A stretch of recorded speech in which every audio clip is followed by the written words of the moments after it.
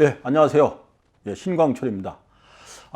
오늘도 환단곡에 대해서 읽어드리는 시간을 갖도록 하겠습니다. 원문을 읽기 때문에 좀 지루하실 수도 있지만 진짜 핵심적인 얘기는 그대로 다 들어가 있기 때문에 어쩌면 진정으로 필요한 시간일 수도 있습니다. 저는 이 환단고기를 볼 때마다 좀 특별한 생각을 갖는 것 중에 하나가 이겁니다.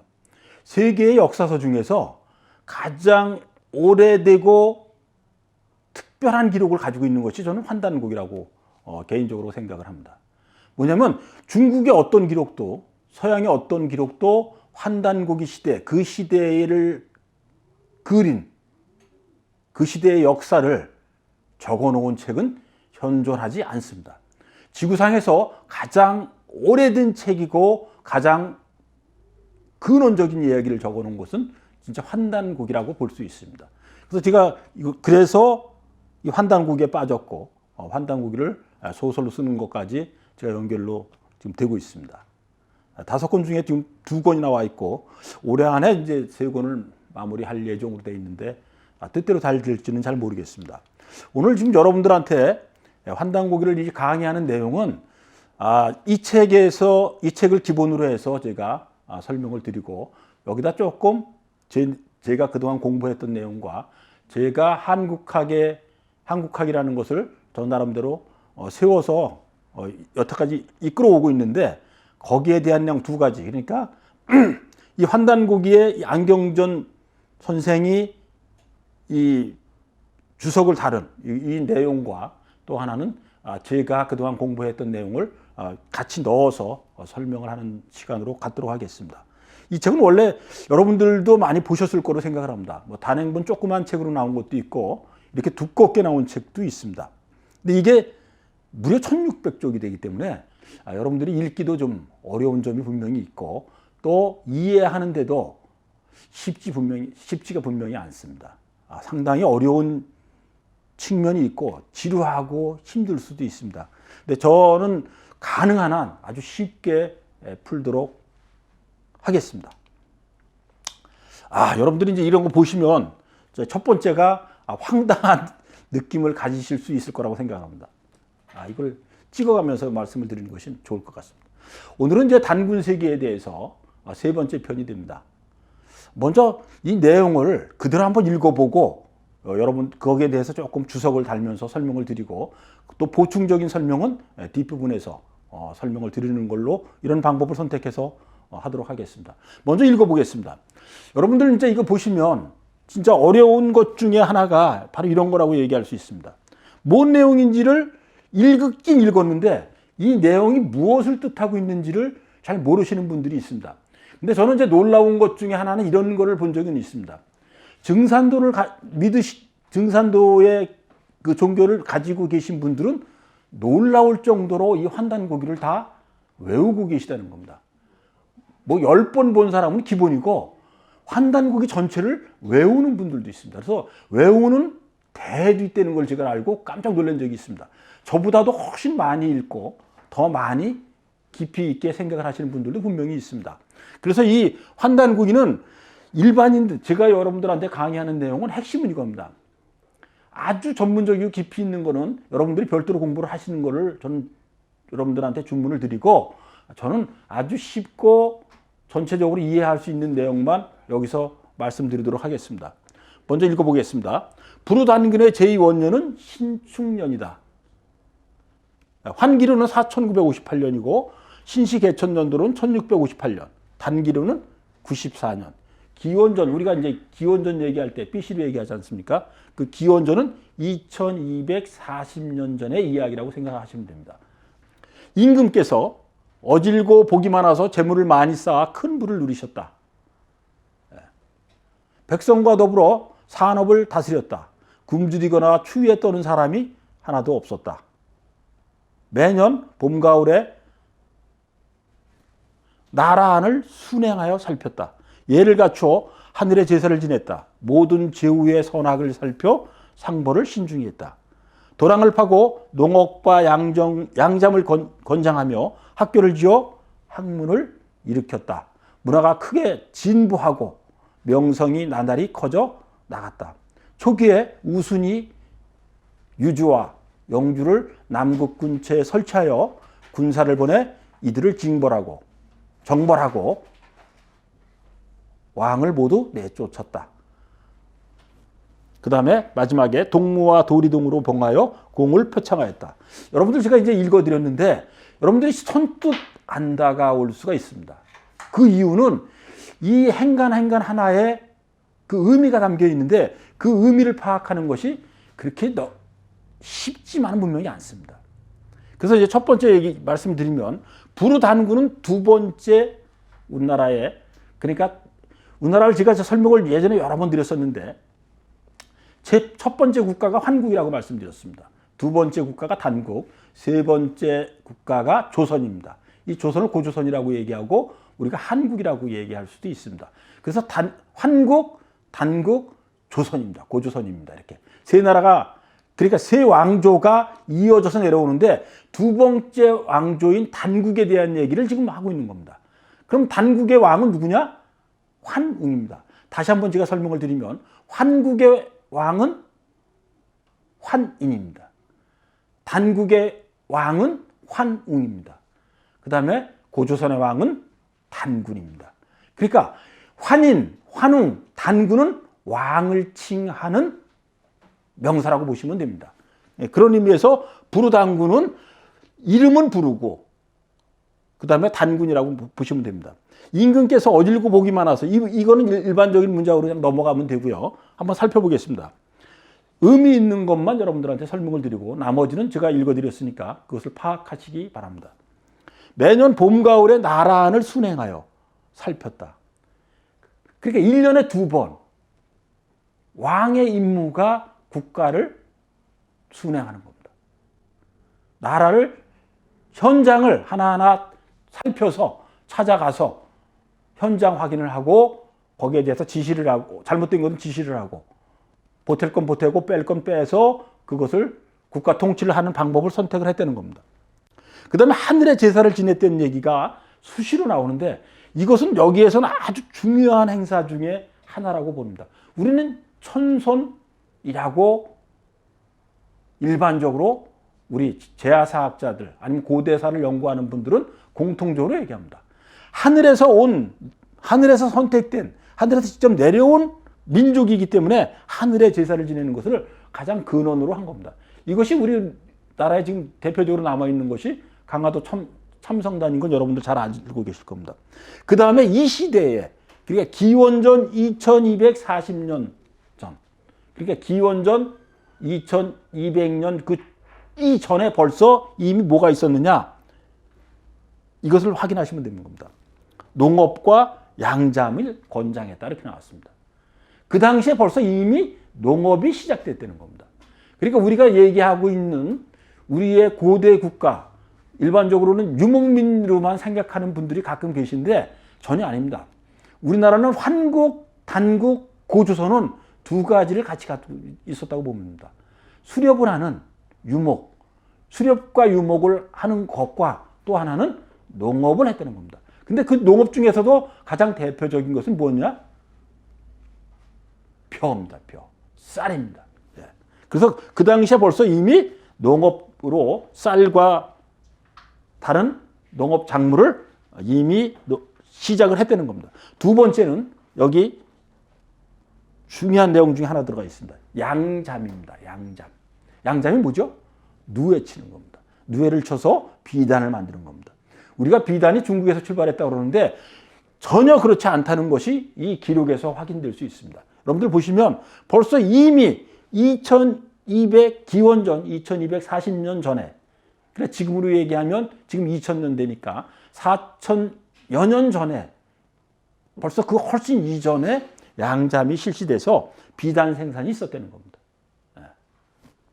그 다음에 여기 이제 우순이 유주와 영주를 남국 근처에 설치하여, 남국은 동이족 국가 중에 한 나라라고 일반적으로 우리가 알려져 있는 나라인데 이 근처에 우순은 중국에 있는 순임금을 얘기합니다. 이 순임금이 유주와 영주를 남국 근처에 이렇게 설치를 해서 바로 군사를 보내 이들을 징벌하고 왕을 모두 내쫓았다고 되어 있습니다. 이 역사적인 부분은 여러분들이 다른 부분으로 개인적으로 공부를 하시기 바랍니다. 이 자리에서 이걸 설명을 드리는 것은 조금 시간이 걸릴 수가 있습니다. 네. 그럼 우리는 이제 여기서 이제 그런 얘기가 나옵니다. 이 다음 문장을 보시고, 공자 얘기가 숱하게 나오고, 공자가 우리 효에 대해서 얘기했다는 얘기가 나오는데, 그럼 공자는 어떤 사람인가에 대해서 한번 여러분들이 이 공자에 대해서는 여러분들이 개인적으로 알고 계신 상식을 다시 한번 제가 설명드린다고 생각하시고 받아들이시면 될 것 같습니다. 공자는 어느 나라의 사람인가? 은나라 유민의 후예라고 분명하게 말씀드릴 수 있습니다. 어느 기록에? 중국 기록에 그렇게 되어 있습니다. 중국 기록에 분명하게 공자는 동이족의 후예임을 명시하고 있는 내용들이 그대로 있습니다. 우선 논어에 보면 이렇게 나와 있습니다. 아버지를 먼저 확인하는 것이 중요하다고 저는 생각을 합니다. 아버지는 어떤 사람이냐? 아버지가 숙량을입니다. 송나라 미자의 자손입니다. 나중 그 중국의 송나라가 나중에 나오는 그 송이 아니라 이 시대 훨씬 그 이전에 있었던 그 송나라를 얘기합니다.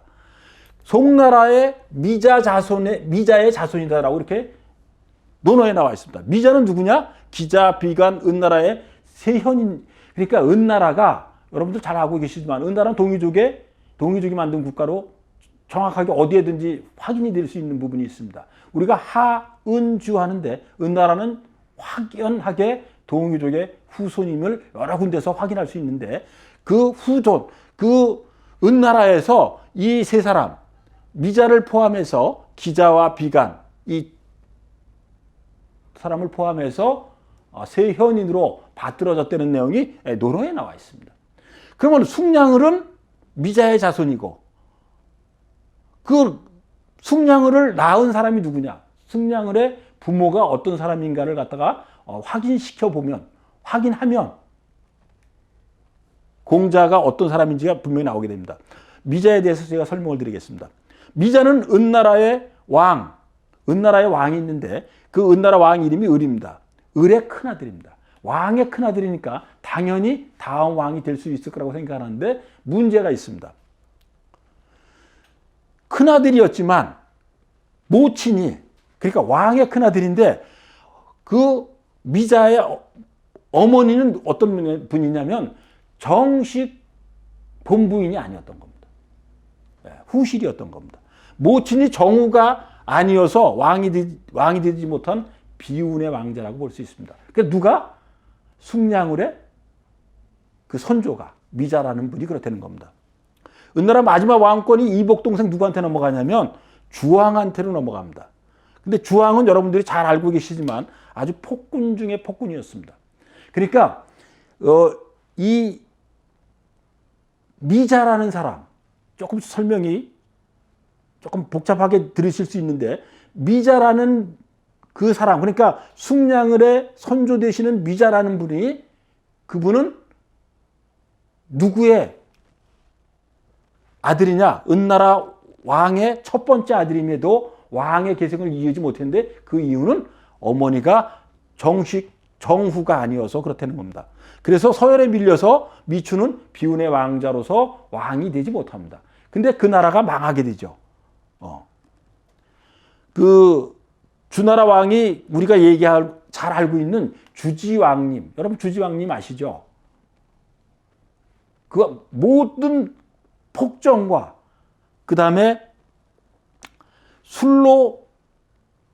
연못을 술로 채우고 고기를 나무마다 매달아 놓을 정도로 그렇게 방탕하게 살았던 그 대표적인 사람을 우리가 주왕이라고 얘기하는데 그 주지웅님의 그 주인공이었던 사람이 바로 미자, 그러니까 숙량을의 그 선조 되시는 분이 미자의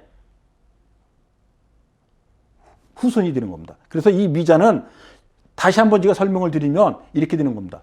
숙량을, 그러니까 공자의 아버지 숙량을이 동이족 사람이라는 것을 갖다 확인시키면 되는 건데 그 숙량을은 누구냐? 바로 그 그 선조가 미자라는 사람이다. 근데 동이족 국가의 한 사람이라는 것을 확인시키면서 전체가 결국은 뭐죠? 결국은 공자는 동이족의 대표적인 그 성인 중에 한 사람이라고 확인할 수 있습니다. 네, 다음 장입니다. 읽어보겠습니다. 먼저 신시개천 이래로 매년 하늘의 제사를 지낼 때 나라에 큰 축제를 열어 모두 삼신상제님의 덕을 찬양하는 노래를 부르며 화합하였다. 어화를 음악으로 삼고 감사함을 근본으로 하였다. 하늘의 신명과 인간을 조화시켰다. 사방에서 이를 본받았다. 이것이 참정계가 되었는데 그 가사는 다음과 같다. 그러니까 삼신상제를 우리가 여러 가지로 파악을 할 수 있습니다. 삼신상제가 꼭 그 삼신 할머니라고 얘기할 수도 있고 마구 할머니라고 얘기할 수도 있습니다. 삼신은 뭐냐면 우리가 삼신 할 때 그 삼신 할머니는 마구 할머니와 같은 말입니다. 그러면 그거 어떻게 설명을 해줄 수 있냐면 이렇게 됩니다. 삼신은 참 마고는 삼마자를 씁니다. 삼마자. 여러분들 아세요? 그저 대마초의 원료가 되기도 하고 배를 짤 때 그 원료가 되는 삼이라는 우리가 그 야생으로 자라는 풀이 있습니다. 그 삼으로다가 배를 만드는 건데 이 삼마를 써서 삼마고 그다음에 그럼 고는 뭐냐? 고는 신어머니.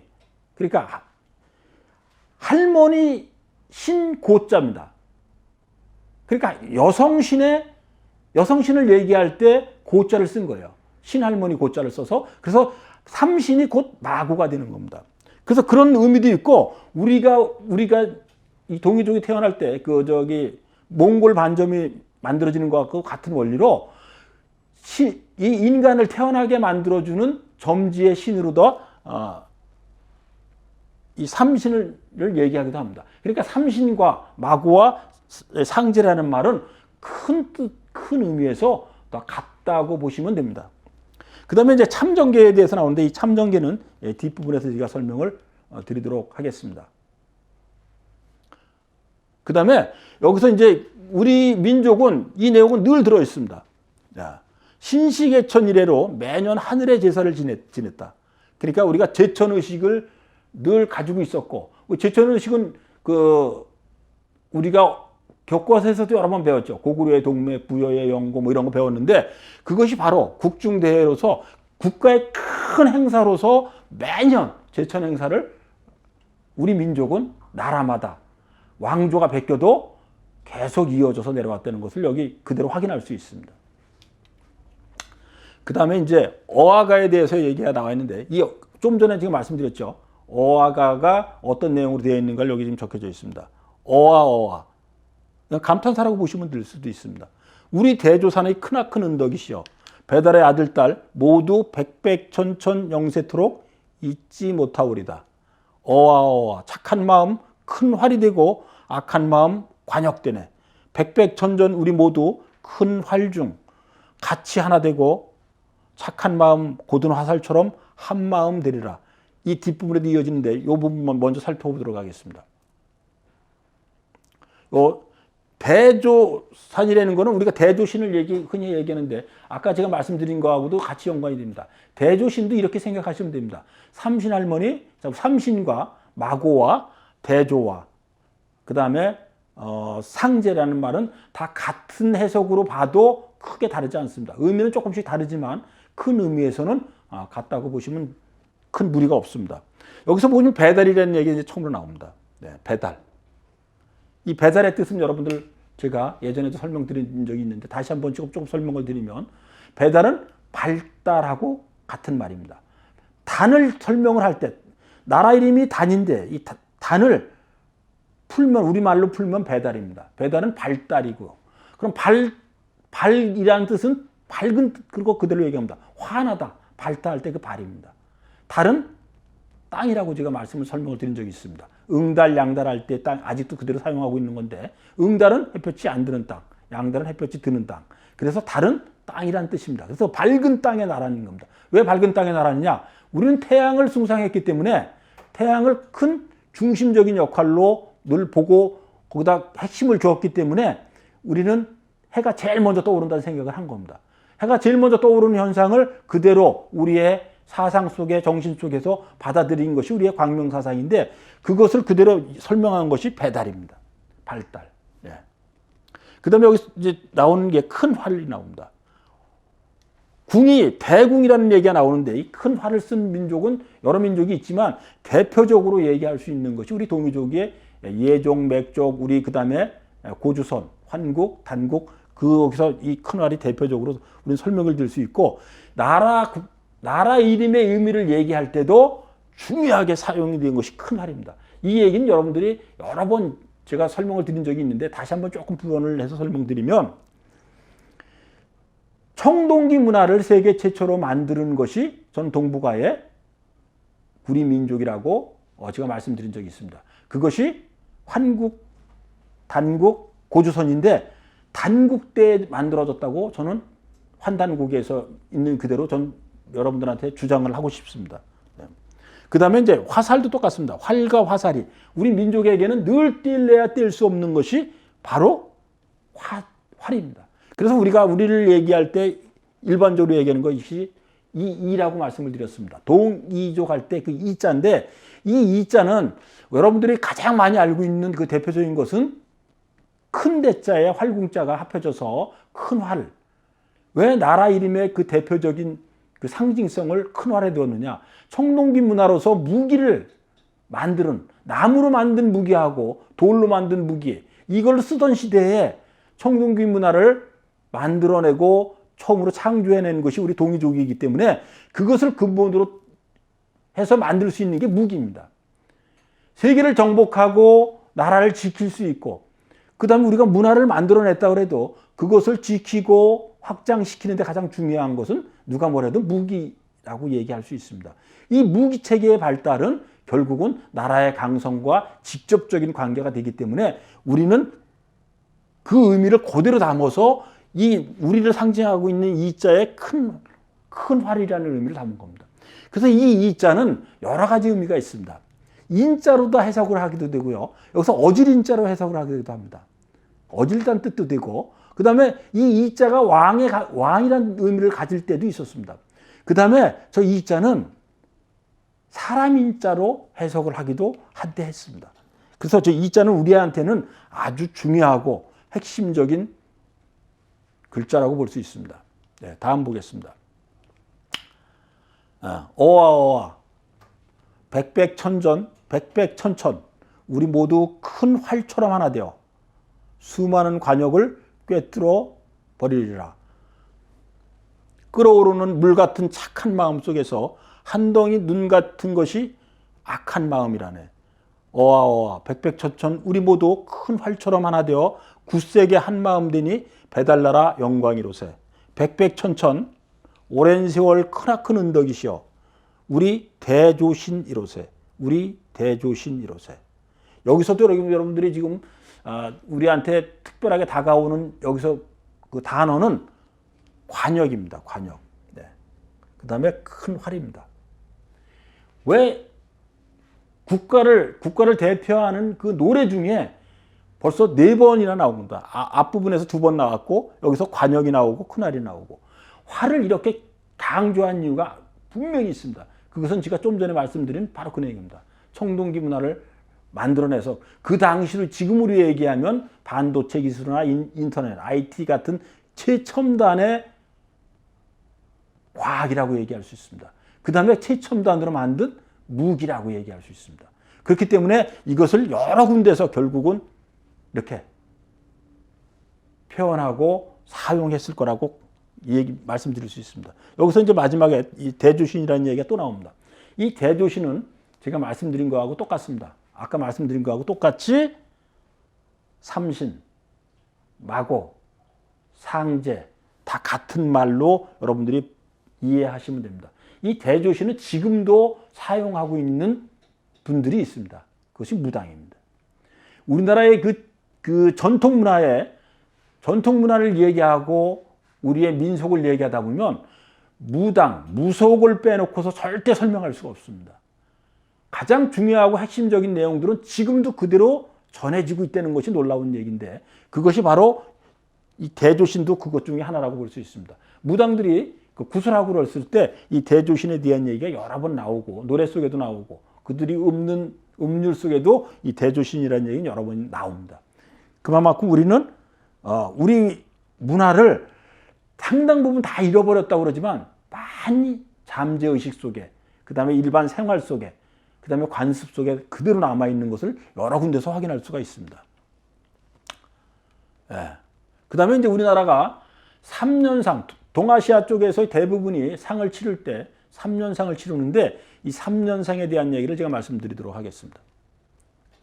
먼저 읽겠습니다. 제2년 이민년의 임금께서 소련과 대련을 불러, 사람 이름입니다. 소련과 대련을 불러 다스리는 방도에 대하여 물으셨다. 이에 앞서 소련과 대련은 거상을 잘 하였다. 거상은 상을 치르는 걸 얘기합니다. 처음 3일 동안 태만하지 않았고 3개월 동안 게으르지 않았고 한 해가 지나도 슬퍼하였으며 3년간 근심으로 지냈다. 이로부터 세상의 풍속이 부모상을 당하면 소련과 대련을 본받아서 5달 동안 정상을 하였다. 오래도록 상을 모시는 것을 영광으로 여겼다.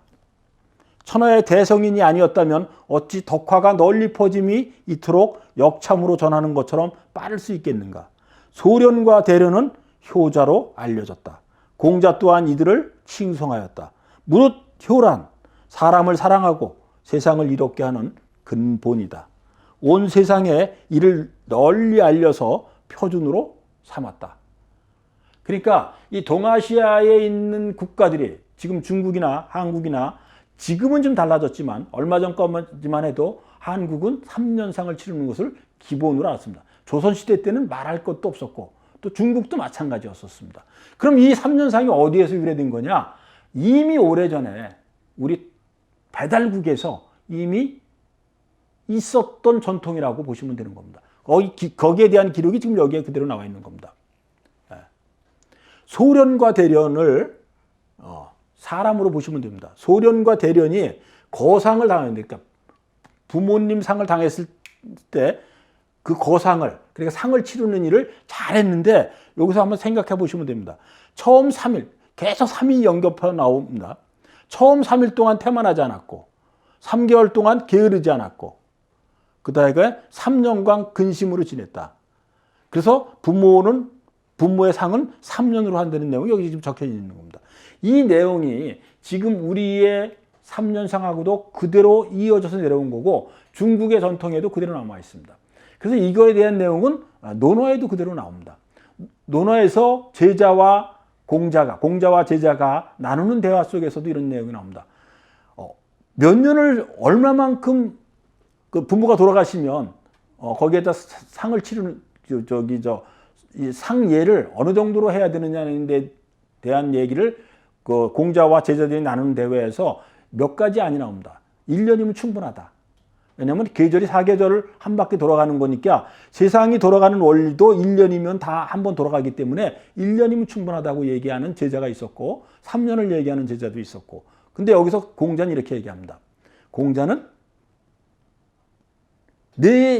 내가 제자한테 하는 얘기입니다. 내가 부모 품에서 적어도 3년은 있어서 네가 이렇게 성장할 수 있었는데 그것을 못 찾는다라면 이제 잘못된 거다. 그래서 부모상은 3년으로 하는 게 옳다라고 얘기하는 것이 논어에 나옵니다. 그 논어를 그대로 공자 사상을 그대로 받아들여서 이어서 그걸 예로 삼았던 것이 우리나라의 대표적인 나라라고 얘기하면 조선이라고 얘기할 수 있었습니다. 그래서 조선이 3년상을 치른 거에 대한 내용이 여기 처음으로 나온 겁니다. 그 유래는 소련과 대련이라는 사람에 의해서 첫 출발이 됐고 거기에 대한 내용이 여기 지금 명시가 되어 있습니다. 그 다음에 여기 보면 이제 이 좋은 일이 이 상을 치르고 3년을 효를 행하고 그 다음에 부모상을 3년 동안 아주 마음을 정성을 다려서 치르는 이 일이 너무나 좋은 일, 그걸 덕화라고 표현했는데 덕화를 널리 퍼지는 것이 역참으로 전하는 것처럼 빠를 수 있겠다고 하는데 여기서는 정확하게는 이런 표현으로 되어 있습니다. 네. 우로 되어 있습니다. 이거 우편을 전달하는 걸 얘기하는 겁니다. 이 우편 전달은 국가에서 했습니다. 국가에서 했기 때문에 이것을 다른 말로 표현하면 역참 제도에 의해서 우편 제도가 실시가 됐다고 생각을 하면 됩니다. 그러니까 역참 제도가 이때 이미 있었다고 보시면 되는 겁니다. 그 다음에 이제 공자에 대한 얘기가 나오는데, 공자에 대한 얘기는 제가 좀 전에 지금 설명을 드렸고, 동이족의 후손이라는 거 지금 말씀드린 적이 있습니다. 이 내용은 뒷부분에 다시 한번 제가 설명을 드리겠습니다. 우리나라의 계량형, 그냥 도량형이라고 얘기하는, 그러니까 뭐 물건의 무게를 재고, 그 다음에 길이를 재고, 이런 도량형이 처음으로 생긴 것도 단국 시대, 그러니까 배달국 시대에 생겼다는 것이 여기 지금 환단국의 기록에 그대로 나와 있습니다. 그걸 설명드리겠습니다. 제3년 9월에 조칙을 내렸다. 이 조칙을 내리는 것은 국가에서 왕이 백성들에게, 신하들에게 내리는 그 지구력은 법이라고 말씀드릴 수 있습니다. 백성들에게 머리카락을 따서 머리를 덮게 하고 푸른 옷을 입게 하였다. 도량형을 모두 관의 표준에 맞춰 통일하고 삼배와 모시의 시장 가격을 어디서나 똑같게 하였다. 백성이 서로 속이지 않게 되어 원근 사람들이, 멀고 가까이 있는 사람들, 원근 사람들이 모두 이를 편하게 여겼다. 제10년 경술년 4월에 토지의 경계를 우물정자로 그어 구분하여 전교를 정하였다. 백성들이 스스로 사리사욕을 채우지 못하게 하였다. 제12년 임자년에 신지규기가 7해력과 9정도를 만들어 바쳤다. 여러분들이 이제 여기서 제가 이제 설명을 드렸으니까 조금 이해가 안 되는 부분들이 아마 있을 겁니다. 백성들에게 머리카락을 따서 머리를 덮게 했다, 이렇게 나왔습니다. 그럼 이 머리는 어떤 머리였을까? 보겠습니다. 이 머리라고 가상을 할 수 있습니다. 우리는 동이족, 여러분들이 그 서안에 가서 그 진시황의 그 무덤에서 나온 그 토상, 그 흙으로 빚었던 그 상들을 보면 대부분이 요 모양과 상투로 되어 있습니다. 두 가지입니다, 거의 다. 다 요 모양이, 요 머리 모양이 이렇게 되어 있거나 아니면 상투로 되어 있습니다. 상투로 되어 있는 것이 훨씬 많고 요 모양으로 된 것도 일부가 있습니다. 요 모양은 도대체 무엇을 얘기하는 거냐? 그거에 대해서 제가 이제 설명을 드리려고 합니다. 이것은 지금 인터넷에서 제가 사진을 퍼온 건데, 이 내용은 오한기 박물관이라는 곳에서, 중국에 있는 오한기 박물관에 있는데, 거기에 지금 전시되어 있는 내용을 요 사진을 지금 찍어온 것을 제가 여기서 지금 받아온 겁니다. 홍산 문화의 대표적인 상이라고 얘기할 수 있습니다. 이런 모양을, 그러니까 우리의 단국 시대에 그 시대에 벼슬을 했던 그 지도자로 있었던 사람들의 머리 모양은 이런 모양과 또 하나는 상투를 한 모양이라고 말씀드릴 수 있습니다. 한번 제가 이 상에 대한 얘기를 제가 한번 말씀드려 보도록 하겠습니다. 남신 소주상이라고 제가 이게 소주잖아요. 두 손을 포개서 아랫배에 두고 입을 벌린 모습인데 전형적인 주문 수행하는 수도자의 모습이다. 머리는 따아 올렸는데 이것을 편발개수, 머리를 따서 정수리에 이렇게 올린 것을 편발개수라고 하는데, 우리 단국 사람들이 상투한 모습과 편발개수한 모습 두 가지의 영상이 있었다고 가정을 할 수 있습니다. 그것을 지금 보여주고 있는 것이 바로 이 모습이라고 볼 수 있습니다. 근데 이 편발개수에 대해서는 조선왕조실록에도 명시가 되어 있습니다. 조선왕조실록에 이렇게 적혀 있습니다. 단군은 우리 동방에 맨 먼저 나온 성인으로서 역사의 편발개수의 제도를 제정하였다. 여기서 당군은 환웅을 얘기하는 겁니다. 군신 상하의 분수와 음식과 거처의 예절을 모두 단군이 창시하였다면 단군은 동방에 있어서 사실 끝나도록 잊지 못할 은택이 있는 것이니 모든 것을 극도로 갖추어, 그러니까 최대한 존경하는 모습을 갖추어서 높이 받들어야 할 것이다. 이렇게 어디에 적혀있냐면 정조실록 22권, 그 다음에 정조 10년 8월 9일에 이렇게 적은 기록에 그대로 있는 겁니다. 요 내용을 다시 한번 설명을 드리면은, 요 모양이 편발개수인데, 이것뿐이 아니라 동양에 있는 모든 문화의 창시가 여기에서 이루어졌다는 겁니다. 배달국에서 이루어졌다고 여기서는 정조실록에는 그대로 얘기하고 있는 겁니다. 그래서 결국은 단군, 그리고 환웅을 얘기해. 여기서는 단군과 환웅을 공통적으로 다 단군이라고 조선시대 때는 봤던 것으로 볼 수 있습니다. 그래서 이 단군, 정확하게는 환웅이죠. 환웅은 동아시아에서 극도로, 그 다음에 조선에서 최고의 대우로 존경을 받아야 될 분이라고 여기 지금 명시가 되어 있는 겁니다. 다시 한번 말씀드리면 이 모양은 우리 배달국 사람들의 편발개수 모형이라고 볼 수 있습니다. 그리고 제가 이제 매번 이 고대사를 공부하면서 제가 느꼈던 것 중에 대표적인 것은 바로 이겁니다.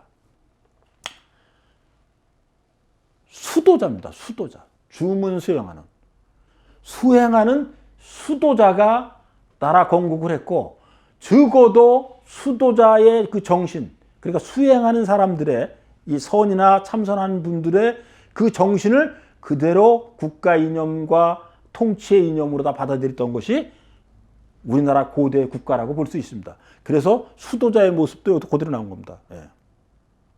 요 손 모양도 이렇게 보시면 되는데, 한번 제가 어떤 모양인지 말씀을 드리면, 이 왼손과 오른손이 있으면 오른쪽 손을 왼쪽에 올려서 이렇게, 왼손이 있으면 오른손으로 위를 덮으면서 엄지와 검지를 끼워줍니다.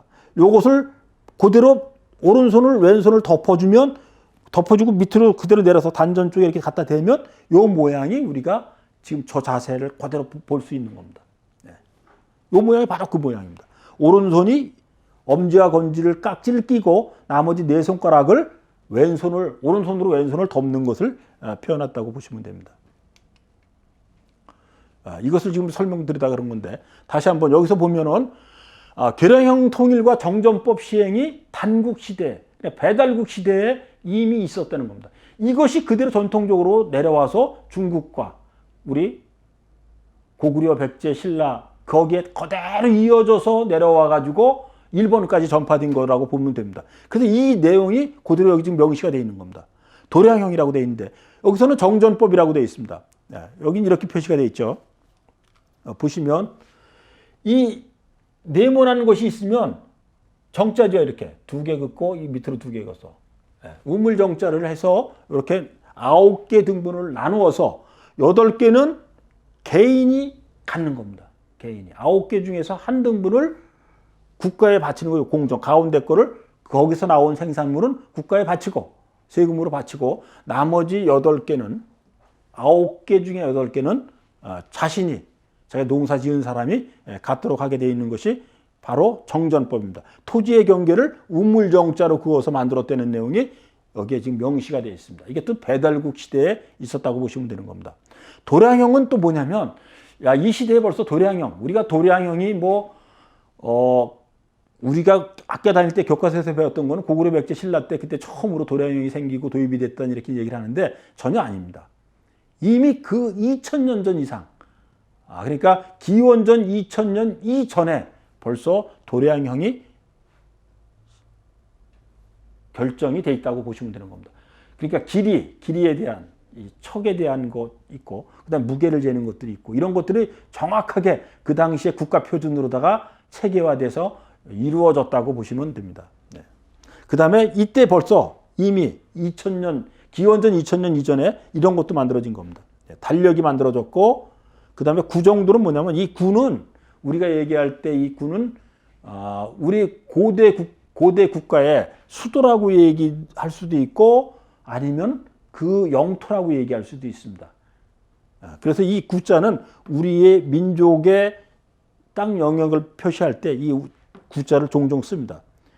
대구도 그런 의미에서 이렇게 써졌다고 보시면 여러분 되는 건데, 이것을 그린 거, 그러니까 국가의 지도라고 보시면 됩니다. 지도가 만들어졌다는 것을 제가 말씀드립니다.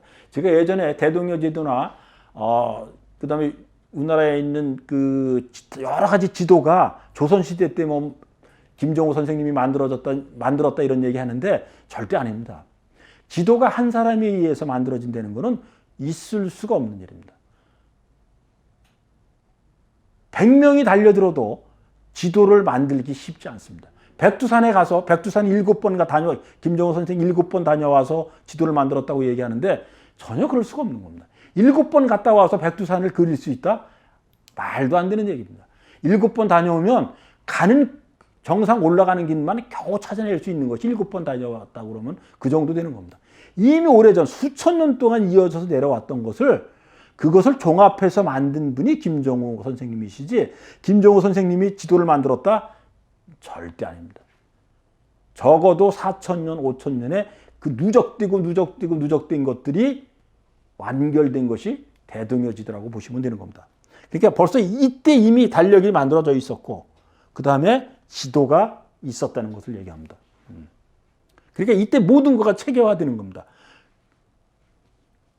도량형이 이루어지고, 정전법에 의해서 세금 체계가 완성되고, 달력을 만들고, 지도를 만드는 이 시대에 벌써 2000여 년 전에 이런 일이 벌어졌다고 보시면 됩니다. 그래서 제가 여러 번 말씀드리고, 이 환단고기를 얘기하시는 분들이 공통적으로 얘기하는 것들 중에 대표적인 거가 핵심은 이거 아닙니까?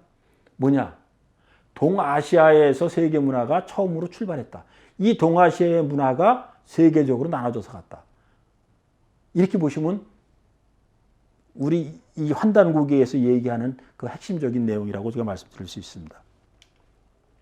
네, 다시 두 번째 왕에 대한 환웅에 대해서 말씀드립니다. 부르단지하고 우리가 지금 민속으로 남아있는 것들이 몇 가지가 있는데 거기에 대한 내용이 여기 명시되어 있습니다. 제58년 무술년에 부르단군께서 붕어하셨다.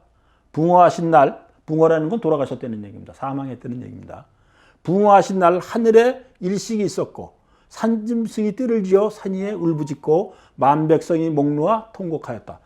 그러니까 두 번째 환웅이신 부르 환웅께서, 여기서 당군이라고 얘기했지만 부르 환웅께서 사망을 하셨을 때의 상황을 얘기한 겁니다. 붕어하신 날, 그러니까 돌아가신 날 하늘에 일식이 있었다. 두 번째는 산짐승이 떼를 지어 산 위에서 울부짖었다. 세 번째는 만백성이 목 놓아 통곡하였다. 너무나 애통하고 뛰어난 분이, 진짜 백성을 이해하는 분이 돌아가셨기 때문에 이런 현상이 있다고 여기 지금 적은 겁니다. 후에 백성들이 제사를 지낼 때, 돌아가시고 나서 제사를 지내는데 집안의 자리를 정하여 제단을 설치하고, 이게 이제 민속 중에 하나입니다. 항아리에 곡식을 담아 제단 위에 올렸다. 이것을 부르단지라 부르고 업신으로 삼았다. 또한 전계라고도 불렀는데, 전계는 온전한 사람이 되는 기후를 받아 업주가리가 된다는 것이다. 사람과 그가 이루고자 하는, 그러니까 그 업주가리를 모시는 그 이루고자 하는 사람이 업이 함께 오래 전해진다는 의미다. 태자 가륵께서 즉위하셨다. 세 번째 왕이 가륵 당군이 되시는데, 이거에 대한 내용입니다. 이 앞부분은 뭐 일반적인 내용이고, 돌아가셔서 슬펐다는 얘기고, 여기에 있는 내용이 지금 민속이, 이때 정해진 민속이 지금까지 내려오고 있다는 것을 제가 말씀드리는 겁니다. 집안의 자리를 정하여 제단을 설치하고, 그러니까 제단을 이렇게 평평하게, 집안의 자리를 정해서 평평하게 만들어 놓고 제단을 만들어 놓고, 우리나라 제사 지내는 그거하고 비슷하게 생각을 하시면 됩니다. 피라미드 원리를 쉽게 단순하게 만들었다고 생각을 하시면 됩니다. 이것을 부르단지라고 한다. 예. 이것도 전계라는 내용이 나오는데 이 뒷부분에서 제가 설명을 드리도록 하겠습니다. 이겁니다.